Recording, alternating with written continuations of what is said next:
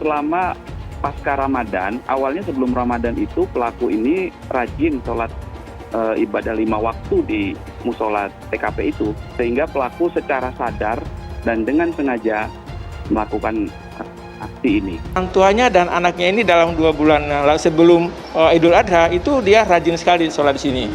Nah, apa yang membuat dia emosi? Sementara satu sisi dia adalah lelaki yang taat, ya, beribadah waktu bulan Ramadan dan sebagainya. Ini harus dilihat terminologi marah ini. Apakah dia marah karena dia melihat begitu banyaknya orang-orang yang mengaku ulama terus beringas, membawa agama ini sangat beringas pada hari ini, atau realitas yang dia lihat yang Islam yang rahmatan lil alamin itu menjadi Islam yang sangat beringas. Tapi dugaan saya ada skenario besar untuk menciptakan instabilitas, untuk menciptakan pertentangan antar umat beragama bisa juga dengan pemerintah. Dan kalau kita lihat fenomena yang terjadi sekarang ini, kita patut menduga itu adalah simpatisan komunisme. Kemudian dia melampiaskan ketidaksukaannya dengan mencoret-coret atau melakukan vandalisme terhadap agama. Jadi ini yang saya lihat, dan saya minta Pak Polisi jangan terlalu cepat mengatakan ini adalah gangguan jiwa. Bukan orang bodoh, mahasiswa. Ya, dia kuliah, punya ilmu. Dan dia tidak kafir, dia Islam, tapi dia sebut situ saya kafir. Kata-katanya itu, padahal dia tidak, dia orang Islam. Ini mesti ada sesuatu yang salah. Jadi polisi jangan proses hukumnya, hanya kelakuannya, melanggar pidananya itu.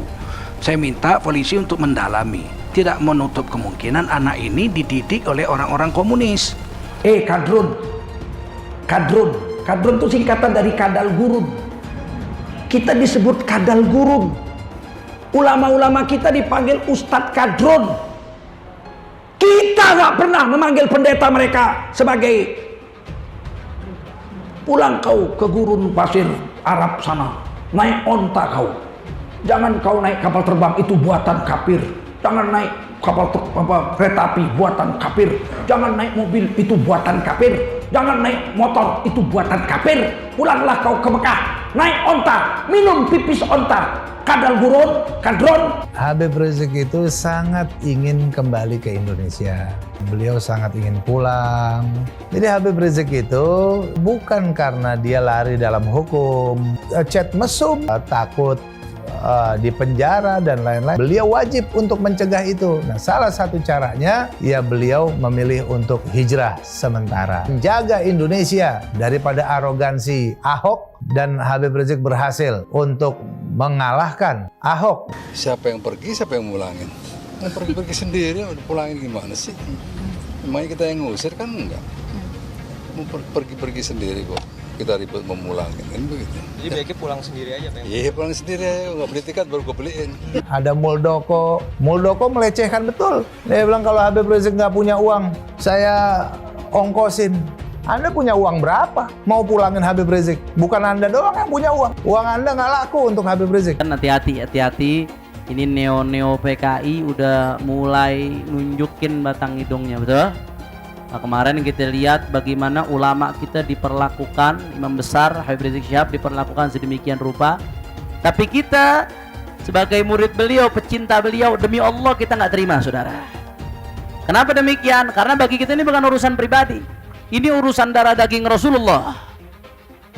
Ini urusan ulama pejuang syariat Islam yang diperlakukan sedemikian rupa karena kegigihannya dalam perjuangan, saudara. Mas, Ahok lagi dibully, Mas. Hah? Siapa yang bully?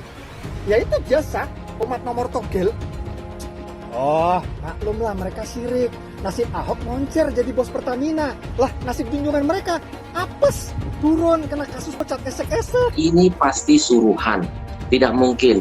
Ya, apalagi saat ini kita mengkhawatirkan hadirnya antek-antek PKI di tengah-tengah kita. Cara masuk mereka gampang kalau saya lihat polanya. Pertama dikirimkan seorang anak ya yang good looking, penguasaan bahasa Arabnya bagus, habis. Kemudian mulai masuk temannya dan lain sebagainya. Mulai masuk ide-ide yang tadi kita takutkan. Apa good looking itu? Anak-anak muda penampilannya keren-keren, Kiki Rosid dan gini modelnya. Itu katanya pintu masuknya radikalisme. Good looking. Umat udah pegel, pengen kalau mau bisa meledak, umat udah meledak. Harga serba mahal, betul? Kerja agak becus, kacau, umat udah mau meledak. Jangan ada yang merasa paling benar sendiri dan yang lain dipersalahkan. Jangan ada yang merasa paling agamis sendiri. Dan hasilnya saya positif COVID. Dan hasilnya saya positif COVID. Dan hasilnya saya positif COVID. Pancasila Soekarno, ketuhanan ada di pantat. Anak Tuhan dari mana? Kalau Yesus anak Tuhan, bidangnya siapa? Besok di seluruh wilayah Indonesia kami katakan bahwa padahal dia minoritas. Dia mulai tahu pertama kafir, kedua goblok. Kitab Bible Kristen itu bohong. Saya bukan mengatakan Bible Kristen fiksi. Bible Kristen itu palsu. Karena di salib itu ada jin kafir. Karena di salib itu ada jin kafir. Karena di salib itu ada jin kafir. Haleluya. kemudian na'udzubillah min dzalik. Anda pilih orang kafir, berarti Anda telah menyerahkan urusan umat Islam ke tangan orang kafir. Gus Dur itu buta mata juga buta hati. Jarang, saya belum pernah nengok Cina kerasukan setan. Pernah tak Ahok itu kerasukan setan? Enggak, setannya juga pernah. Karena sesama setan dilarang saling menggoda. Saya nggak pernah mundur untuk kebenaran, keadilan, kejujuran. Dan peri kemanusiaan, gue nggak pernah mundur. Dan gue nggak pernah takut juga sama lu. Siapapun yang rasis, gue akan hadapin. Gue bilang. Karena rasis itu dia berperi kemanusiaan. Karena saya ditanya dulu kan, kamu nyesel nggak statement kamu di Pulau Seribu sehingga mesti masuk penjara? Tidak benar nyesel. Karena saya mengatakan kebenaran. Kalau itu ada ormas yang seperti itu, ya kita gebuk. Gebuk kita tendang. Sudah jelas itu. Jangan ditanyakan lagi. Hai teman-teman, saya mau memperlihatkan transaksi saya hari ini lakukan trading di eToro. Ini bukti transaksi saya untung $4.500 US, itu sekitar 68 juta rupiah. Semua keuntungan bisa saya dapatkan dengan fasilitas copy trading di eToro. Kalau saya bisa, kalian juga bisa guys. Oke, itu yang mau saya tunjukkan. Like video ini sekarang juga dan gunakan link di kolom deskripsi, maka kalian berhak dapat bonus kalian. Promo ini ada masa waktunya, jadi jangan ketinggalan. Bukan cuma itu saja, transaksi tidak dikenakan fee, baik itu investasi saham, trading forex, komoditas, bitcoin, dan lainnya. Kalian bisa melakukan transaksi berapa kali pun atau unlimited trading. Dan tidak ada fee sama sekali. Jika transaksi di tempat lain sudah berapa fee-nya. Setelah nonton video ini, ayo bergabung dengan eToro hari ini, gratis dan tidak ada minimal deposit. Pastikan kalian menggunakan link di kolom deskripsi untuk mendapatkan welcome bonus. Kalian bisa menggunakan bonus $100.000 di akun virtual untuk latihan. Bukan cuma itu, kalian akan dapat kelas trading online gratis senilai 3 juta rupiah atau $200 jika kalian deposit di bulan ini. Selamat menonton guys, enjoy! Hai semua, dengan saya Jonas Leong. Terima kasih banyak buat kalian penonton setia yang selalu menonton di channel ini.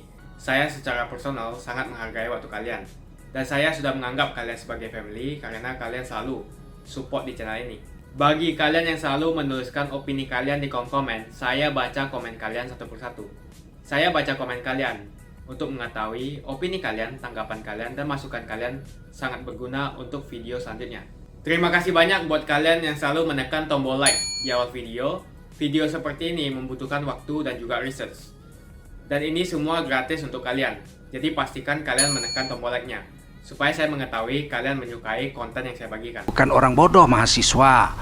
Ya, dia kuliah, punya ilmu. Dan dia tidak kafir, dia Islam, tapi dia sebut situ saya kafir. Kata-katanya itu, padahal dia tidak, dia orang Islam. Ini mesti ada sesuatu yang salah. Jadi polisi jangan proses hukumnya, hanya kelakuannya, melanggar pidananya itu. Saya minta polisi untuk mendalami. Jadi bukan sekedar profesional, tapi dalam. Ini apa sebabnya? Situs-situs yang dia lihat situs apa? Bisa saja situsnya itu memang situs yang seperti yang dikatakan tadi oleh ahli kejiwaan kita, bahwa situs yang Islamofobia, yang menggiring orang untuk membenci Islam, sehingga orang-orang Islam benci dengan Islam sendiri, terpengaruh dengan tulisan-tulisan dan situs-situs ini. Tidak menutup kemungkinan anak ini dididik oleh orang-orang komunis. Ini justru agama ini yang menghalangi kita untuk melakukan kebebasan, menikmati seluruh harta yang ada di seluruh dunia ini sama rata, sama rasa. Ini harus didalami. Jangan-jangan anak ini didoktrin seperti itu, sehingga dia merasa penghalang itu adalah agama yang membatasi hak kita untuk mengambil harta orang secara bebas sebagaimana doktrin PKI komunis, sama rata sama rasa. Nah, ini yang saya perlu pesan kepada Pak Polisi. Jauh-jauhkan saja cerita soal ini orang gila, nggak mungkin. Dia mahasiswa, nggak mungkin mahasiswa itu gila.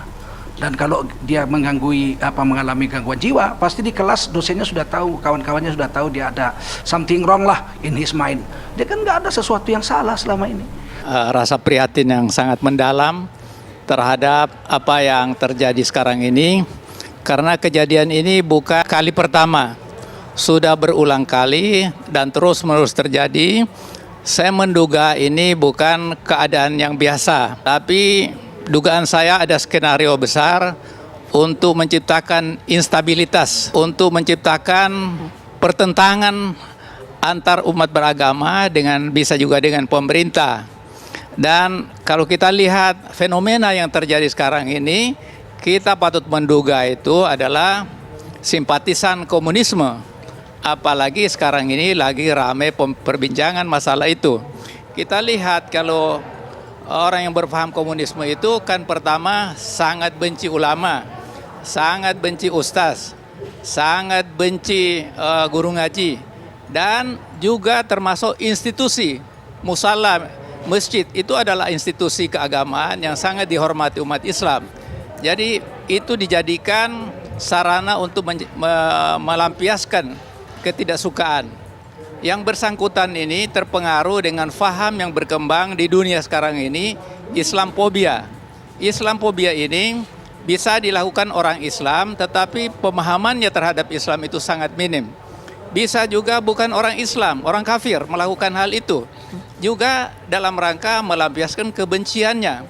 Dan sekali lagi bisa jadi ini dilakukan oleh yang bersangkutan, karena yang bersangkutan ini juga adalah mahasiswa di perguruan tinggi di Jakarta.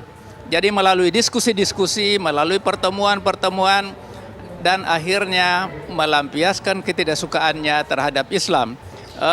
Kemudian dia melampiaskan ketidaksukaannya dengan mencoret-coret atau melakukan vandalisme terhadap agama. Jadi ini yang saya lihat, dan saya minta Pak Polisi jangan terlalu cepat mengatakan ini adalah gangguan jiwa, karena ini masyarakat udah nggak percaya. Setiap ada kasus yang menusuk atau membunuh atau menikam ulama atau ustaz atau tokoh agama, itu selalu dikatakan itu sakit jiwa. Biarlah yang akan memutus itu adalah hakim. Kalau hakim memutus bahwa dia sakit jiwa, kita bisa percaya. Oleh karena itu saya sekali lagi seperti yang Pak Polisi sampaikan tadi, supaya diteruskan ke pengadilan dan memaafkan tadi ini bukan persoalan orang per orang, tapi persoalan pelanggaran hukum, kemudian persoalan di mana menciptakan kegaduhan di masyarakat. Apa yang membuat dia emosi? Sementara satu sisi dia adalah lelaki yang taat, ya, beribadah waktu bulan Ramadan dan sebagainya. Ini harus dilihat nih, terminologi marah ini. Apakah dia marah karena dia melihat begitu banyaknya orang-orang yang mengaku ulama terus beringas, membawa agama ini sangat beringas pada hari ini, atau dia marah karena ada sesuatu yang menekan dia, atau ada referensi, atau ada yang dia baca, atau realitas yang dia lihat, yang Islam yang rahmatan lil alamin itu menjadi Islam yang sangat beringas. Berdasarkan BAP-nya, alasan pelaku adalah karena didasari emosi awalnya, ya, emosi karena beberapa minggu terakhir tidak diizinkan keluar rumah oleh orang tuanya. Kemudian ditambah lagi pelaku meyakini bahwa apa yang dia lakukan kemarin itu adalah perbuatan yang benar. Namun masih kita dalami karena gadgetnya masih kita telusuri apakah itu juga sudah dihapus atau tidak, jejaknya belum kelihatan. Selama pasca Ramadan, awalnya sebelum Ramadan itu pelaku ini rajin sholat ibadah 5 waktu di musola TKP itu. Dia tidak pernah lagi ke sana, sering murung dan temperamental, sehingga keluarganya melakukan berbagai terapi, antara lain hipnoterapi, berkonsultasi dengan psikolog, dan juga ruqyah. Anak ini dilarang keluar rumah tanpa pendampingan. Namun faktanya kemarin jam 11 setelah anak ini bangun, bukan anak ya, maaf, dia dewasa 18 tahun. Dia bangun, pelaku ini bangun dan punya ide untuk melakukan pengerusakan di musola itu. Dia minta uang ke ibunya, dikasih 50.000 dan dibelikan pilok. Alasannya untuk jajan, tapi akhirnya dibelikan pilok, gunting, korek, dan lakban. Kemudian dia melakukan perbuatan itu di musola yang pertama jam 13.30, dilanjutkan dengan musola yang kedua. Musola yang kedua hanya dipotong kabelnya, sehingga pelaku secara sadar dan dengan sengaja melakukan aksi ini. Itulah yang saya katakan tadi, bahwa hasil interogasi saya kemarin malam, dia sangat meyakini apa yang dilakukan ini benar. Ya, namun faktanya di BAP ya kembali menyatakan bahwa dengan dasar emosi dia melakukan itu dan dia sangat meyakini apa yang dilakukan itu benar. Pemeriksaan saksi ahli hari ini juga sudah kita lakukan kepada psikolog. Hasilnya yang bersangkutan dinyatakan depresi. Namun proses penyidikan kita tetap lanjutkan, ya, karena faktanya dia secara sadar dan dengan sengaja melakukan perbuatannya. Dan selama dalam proses pemeriksaan di penyidik, dia bisa menjawab semua pertanyaan dengan baik secara sadar. Sehingga proses penyidikan ini kita lanjutkan dan beberapa saksi ahli lainnya juga akan kita lakukan pemeriksaan. Sampai dengan saat ini kami belum menemukan adanya pengaruh lain ataupun organisasi tertentu, tidak ada ya faktanya. Namun terus kita lakukan pendalaman yang jelas dengan luapan emosi dan dengan pemahaman yang dia yakini, dia akhirnya melakukan perbuatan itu dan dia sudah menyesali perbuatannya. Ya, tadi kita lakukan press release bersama Bapak Bupati jam 12 siang. Itu tersangka juga menangis ya, menyesali perbuatannya. Dan malam kemarin saat saya lakukan diskusi, yang dia ngotot bahwa perbuatannya benar, ketika saya ajak diskusi bahwa perbuatannya itu tidak baik, dia langsung diam ya, dan menyadari bahwa perbuatannya itu merugikan orang lain. Dan saya sudah sampaikan bahwa proses penyidikan berlangsung kembali dan berlanjut ya, walaupun hasil dari psikolognya seperti itu, tidak apa-apa, nanti itu akan dibuktikan di proses persidangan ya. Tugas kami adalah mengumpulkan fakta, bukti-bukti, dan juga memeriksa beberapa saksi dan juga mengumpulkan keterangan ahli. Kita luar biasa, warganya itu sangat partisipatif, dan sebagian juga kita dapat donatur dari Dan Ramil Kabupaten Kecamatan Pasar Kemis dan juga dari Kapolsek untuk mendukung pengecetan dan pembersihan di sekitar musola kita. Alhamdulillah.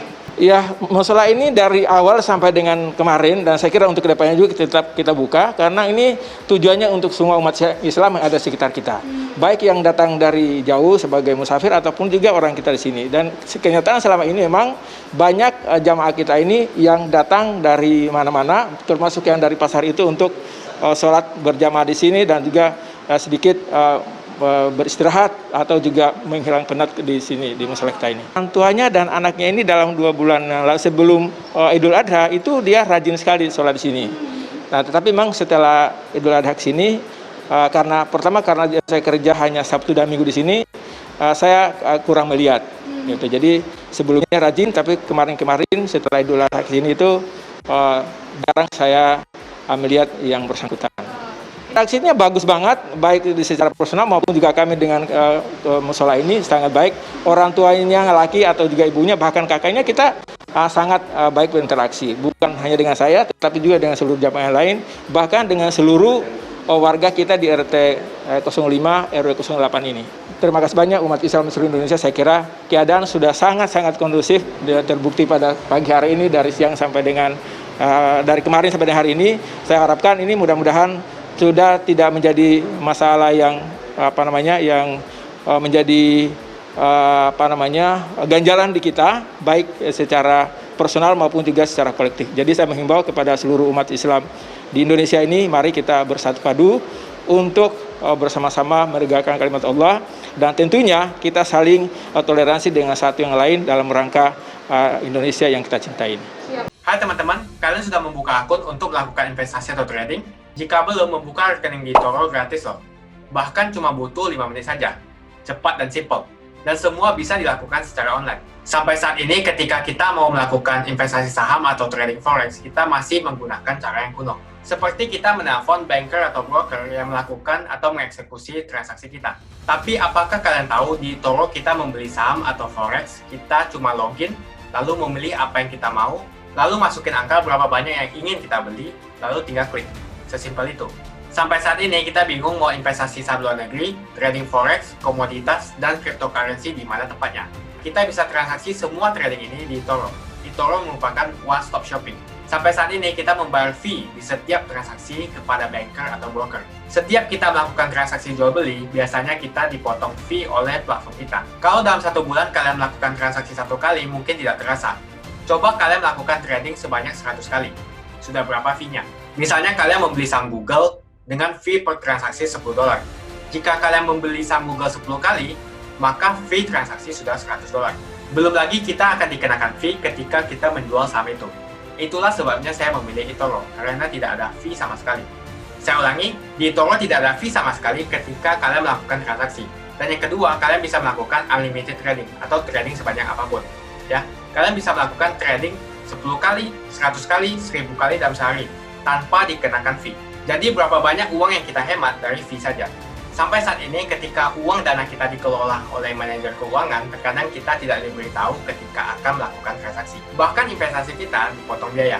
Dan kita dibikin bingung karena kurangnya transparansi. Kita juga bingung memilih investasi manajer yang bagus untuk mengelola investasi kita. Alhasil, investasi kita bukannya untung malah rugi. Bahkan yang lebih ekstrim, kita tertipu oleh manajer investasi yang ilegal. Tapi apakah kalian tahu di eToro ada fasilitas yang namanya copy trade, di mana kita bisa menduplikasikan investasi atau trading yang dilakukan oleh trader profesional. Semua data terbuka dan transparan dan kita bisa melihat performance sampai 10 tahun yang lalu. Dengan fasilitas ini, kamu tidak usah lagi menelpon manajer keuangan kamu untuk melakukan trading. Atau pusing investasi kamu merugi dikelola oleh manajer keuangan. Di eToro, kita bisa memilih investor profesional yang sesuai dengan yang kita sukai. Dan di eToro banyak sekali profesional investor yang keuntungannya di atas 50%. Bulan ini saya profit 140%. Jika kalian ingin profit seperti saya, kalian tinggal menggunakan fasilitas copy trade. Jadi ketika saya profit, maka otomatis kalian akan mendapatkan profit. Mau beli saham Google, 1 unitnya mahal. Di eToro, kalian bisa beli di bawah 1 unit atau pecahan unit. Contohnya kita membeli saham Google dengan hanya $50 saja, yaitu 0,02 unit. Di platform lain, kalian diwajibkan untuk membeli minimal 1 unit atau $1.500 untuk saham Google. Dengan $50 atau Rp700.000 saja, kalian sudah bisa memiliki saham Google. Menarik bukan? Saya sudah lama menggunakan eToro dan minggu ini saya profit 140%. Jadi bergabunglah dengan eToro dan mulai profit hari ini.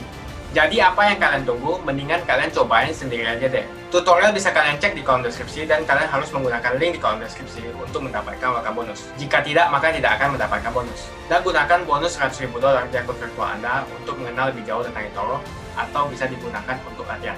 Bukan cuma itu, kalian akan dapatkan kelas trading gratis yang nilainya Rp3 juta jika kalian deposit di bulan ini. Kasih banyak buat kalian yang nggak skip dan nonton video ini sampai habis. Saya secara personal sangat menghargai waktu kalian. Makasih banyak buat kalian yang sudah tekan tombol subscribe, dan makasih banyak buat kalian yang sudah tekan tombol loncengnya. Jangan lupa bagikan informasi ini ke teman atau family Anda. Mungkin teman atau family Anda membutuhkan investasi ini. Oke guys, sekian dulu dari saya. Jangan lupa follow Instagram saya di @johannesleongofficial untuk kata-kata motivasi setiap harinya. Bagi kalian yang termotivasi nonton video ini, ayo like video ini dan subscribe di channel ini. Dan buat kalian yang sudah subscribe di channel ini, jangan lupa tekan tombol loncengnya supaya kalian mendapatkan notifikasi setiap kali saya upload video. Saya menggunakan eToro untuk melakukan investasi. eToro merupakan broker multi aset di mana Anda dapat berinvestasi pada pasar keuangan global, seperti di saham, komoditas, forex, cryptocurrency, atau di ETF. eToro juga dikenal dengan social trading platform, di mana Anda bisa mengcopy transaksi dari trader profesional, sehingga cocok sekali bagi Anda yang sibuk atau tidak memiliki keahlian untuk trading atau berinvestasi sendiri. Misalnya Dave menggunakan eToro untuk menduplikasi aktivitas trading Steve. Jika Steve untung, maka Dave juga untung. Mau untung seperti Steve? Gunakan copy trade hanya di eToro. Pastikan gunakan link di kolom deskripsi untuk mendapatkan bonus.